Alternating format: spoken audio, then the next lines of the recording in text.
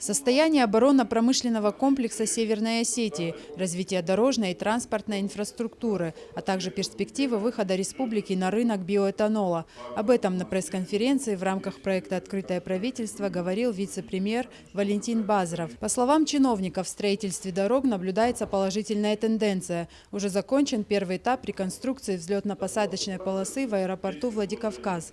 Сейчас, утверждает вице-премьер, ведутся переговоры с российскими авиакомпаниями. Уже можно купить авиабилеты по минимальной цене. Чиновник также говорил о развитии промышленности. Так завод «Победит» начинает сотрудничать с Рособоронэкспортом. Контракт будет заключен на 5-6 лет. Это позволит в следующем году увеличить производство в 2 раза. По «Победиту» я бы хотел сказать, что, конечно, мы не сидим. По каждому заводу у нас есть какие-то планы по развитию. Вот по «Победиту», и когда министр по развитию Северного Кавказа здесь был, мы должны его интегрировать не только с экспортом, но и с тем, чтобы внутри России появляется большой рынок и по инструменту твердосплавному.